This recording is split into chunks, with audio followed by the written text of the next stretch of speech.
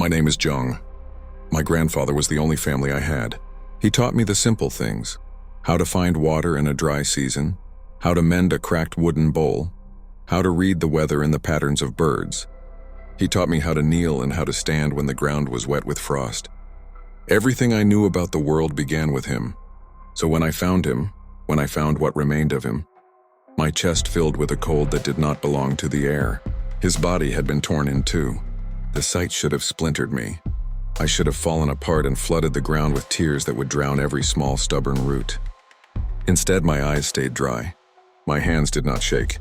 I asked myself over and over why the grief did not come. I looked for the tear that would be proof I still belonged to human sorrow. And there was only the hard, unremarkable silence of someone who had lost something and did not yet know what to do with the absence. He had been the first to point out the herb. "Look," he said, kneeling with the careful reverence he usually reserved for the old wooden shrine. "It's a spirit connection herb." I remember how the afternoon smelled: distant smoke, crushed grass, the warm, dusty odor of earth.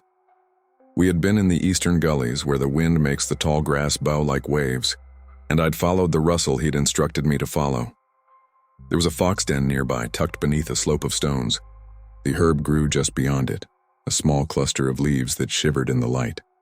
My grandfather's eyes, always a little milky at the edge from old age, brightened like embers. "You're back," he said when I returned with it. "Good work." He set the herb on his palm and pressed his thumb against the stem as if to feel its pulse. "It's pretty big," I offered. He chuckled, that soft sound that was all warmth. He called me over, closeness like a cloak. "Jung," he said then, the serious voice he only used when something in the world required care. "Promise me something." I was a farm boy with the gravity of my grandfather's world pressed into my shoulders. I nodded without thinking. "Yes, Grandpa." He lowered his voice to a whisper as if the plants themselves might overhear. "There is something in you," he said. "Something not many people have. You must never reveal it." I was young and insolent in ways that felt like coin, small treasures to spend and regret later or never. I laughed, the sound a little sharp, and said, "I'm sorry, Grandpa. I can't keep that promise." I don't know if my laughter hid bravado or fear. Maybe both. He did not make me repeat the promise. He only pressed the herb back into my hands and said, "Keep it safe." There was the kind of warning in his eyes that made a child feel very small and yet oddly important, as if he were sharing a map to an undiscovered country. I did not know then what he meant. I could not know the shape of the thing he asked me to hide, not yet. All I knew was that to break that promise felt like some delicious and terrible mischief, like pushing at the edge of a door to see if something would answer. I was reckless because the world still felt new enough to be dared. After he died, word spread like spilled oil. They coated every corner of the market and whispered beneath the lids of pots in the stew houses. "That young one did it," someone said. "Look at him, so cold." The tale fevered, grew teeth. They hauled me away in a carriage that smelled of horses and iron. Strangers pointed, lips curled with the blunt satisfaction of blaming. I sat with my hands bound and thought, not of the corpse, not of the herb, not even of the promise, but of the look on my grandfather's face when he'd asked me to keep something hidden. The thing I'd laughed at. I thought about promises like traps and how sometimes a trap is the only place truth chooses to show itself. "Who is that one?" a passerby murmured to his friend as we rumbled through the town. "So young." The boy in the carriage, a voice from the street, called out when we stopped. "That's the kid who did something very bad to his grandfather." The crowd took on a rhythm like a beating drum. Accusation, outrage, rumor. Their rhythm made me dizzy, as if I had been spun in place and my limbs had forgotten which way was forward. It was not me who killed him. The truth of the sentence was as simple and useless as a stone. I said it to anyone who would listen and to those who would not. It meant nothing in a world that preferred a story with a face to a puzzle with no solution. They put me in a cell that smelled of mold and old metal. The sunlight that made patterns on the floor did not reach where I lay. Time became a thing that was measured in the number of times the rats ran across the rafters. I watched shadows and rehearsed lines, not guilty, not guilty. They sounded like prayers but did not lift me. Then one night someone opened my door. A hand slipped between the bars and the lock made a quiet, obedient sound. I should have been grateful. I should have trusted the presence that followed. Instead, I lashed out. A prisoner learns fast a favor can be a knife in disguise. When the man pulled me up and tried to steady me, I struck. I did not know him. I knew only survival, and survival is a hard muscle. He did not fight back. He vanished into the black the way some people vanish when you think about them once and never again. I ran because there were no reasons left to stay, because the thought of the earth swallowing me made me angrier than the thought of dying. But running has a way of making you smaller. It makes you visible in the places you thought you could hide. I fell and the world tilted. Pain licked at my jaw and the air tasted like iron. Whispers moved through the dark like a wind. A woman's voice cut through them, clear and cool. "Guard cam," she asked, addressing a hulking presence that had stepped from the shadows. "Is this the one?" The figure who had grabbed me, broad-shouldered, calloused, tightened his hold. The woman looked at me with a face that measured me and found me acceptable. Her voice was unexpectedly gentle when she said, "I heard you were on death row." "Yes," I said. It was the first word I had spoken that felt like speech and not a defense. She watched me for a long moment as if considering a purchase or a favor. "Life is so unfair," she said, and there it was, pity with an edge. Then she offered something small, a thing wrapped in cloth. "I'll give you a chance, a real one. Take this. Become the third young master of the Great Monk Sword Manor." The name landed like a bell. The Great Monk Sword Manor, beautiful, terrible. A place with the rumor of discipline stitched into its stones. To be taken there was a gift with teeth. The woman's hand trembled ever so slightly as she unwrapped the cloth and revealed a tiny vessel with something inside that caught the torchlight like a sliver of moon. "If you want this life," she said, "eat this."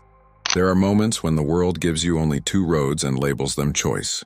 The memory of my grandfather, of his hands, the herb warm in his palm, the promise he'd asked for, was a rope I could grab. What better purpose for an empty life than to learn to fight the thing that had cut him apart? So I took the vessel. I tasted what was inside. It slid down my throat like cold water in summer. The first thing that changed was not my body. It was my thinking. The world sharpened. Sounds rewove themselves. The click of a lock, the sway of a daisy in the wind, a man's breathing from the next cell over. I felt a humming in my veins. Not the stirring of life, but the whisper of something precise, calculating, ready to be used. She had not lied when she offered me escape. They took me to the manor. The path to it was a gray streak through mountains, and the manor itself was an architecture of discipline. Courtyards that smelled of pine. Halls lined with the quiet footsteps of the trained. There were masters there who did not need to raise their voices because the weight of their gaze set the air straight. I stood among men who had shaped themselves until fear was a tool rather than a vice. They gave me clothes that fit, and a name repeated in tones that made me smaller and larger at once. Training at the Great Monk Sword Manor was not a spectacle. It was a slow erasure of the old self. Days slotted into each other, nights filled with the crisp currency of repetition.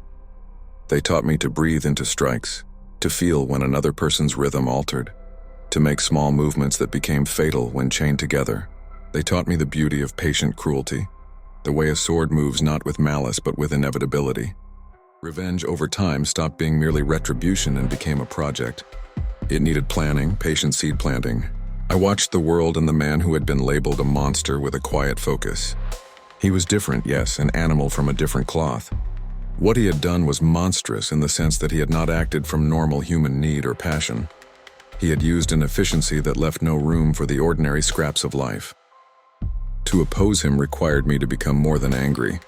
I needed to be better, faster, quieter, more precise. If I could become that, then I would be able to carve him into the kind of justice my grandfather's memory deserved.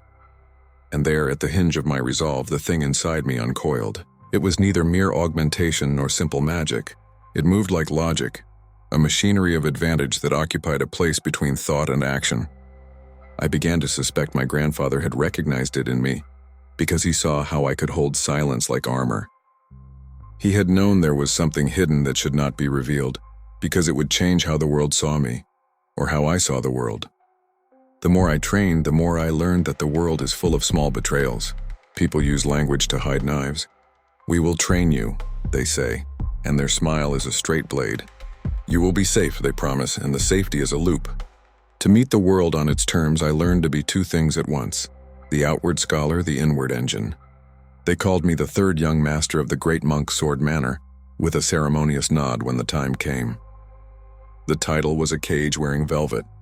I accepted it like a man putting on a new skin.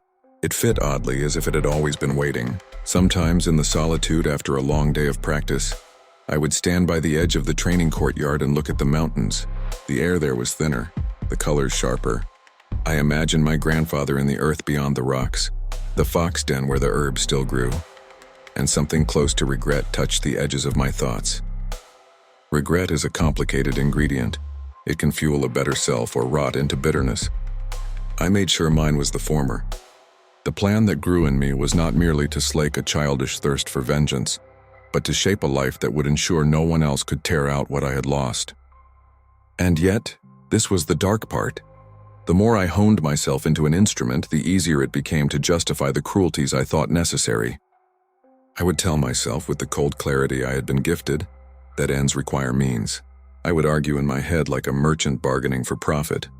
One life for another, justice for survival.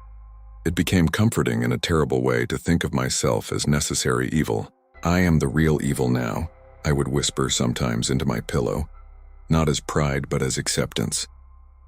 If being the monster meant I could cut down other monsters, then perhaps my grandfather's blood, remembered in the taste of the dried herb, would be avenged.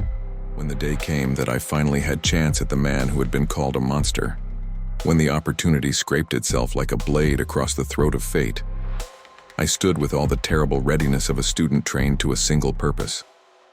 The world had taught me to be useful with my rage and careful with my hands.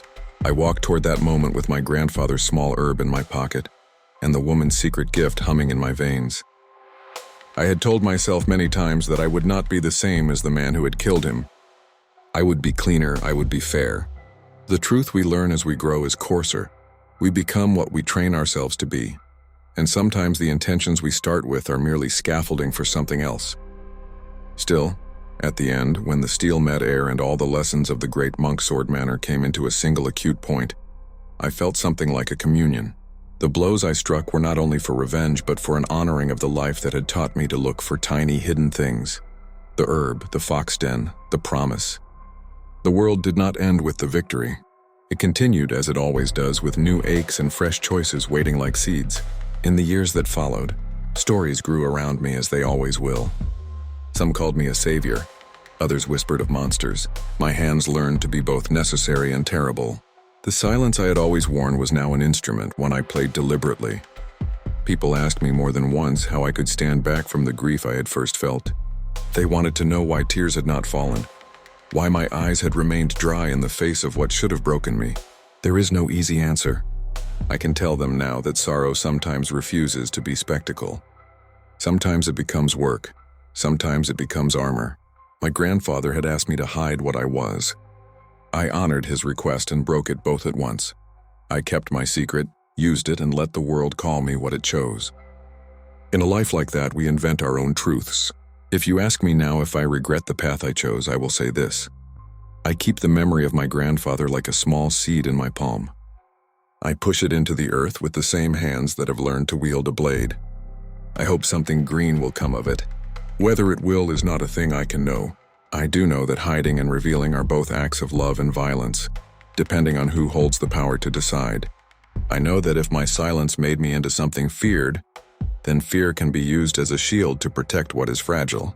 I know too that being the real evil is a claim I taught myself in the dark, a way to take control of a world that had condemned me without a trial.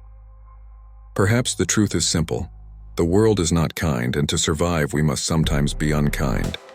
Perhaps the truth is that I am neither holy monster nor holy man. I am Jong, the boy who laughed at a promise, the grandson who learned to keep secrets, the man who took a chance and returned to the world with something dangerous lit in his blood. I am the product of a vow and a violation, of a herb found near a fox den, and of the small hands that taught me how to carry it. I do not know whether I will ever be forgiven by the ghosts of my past.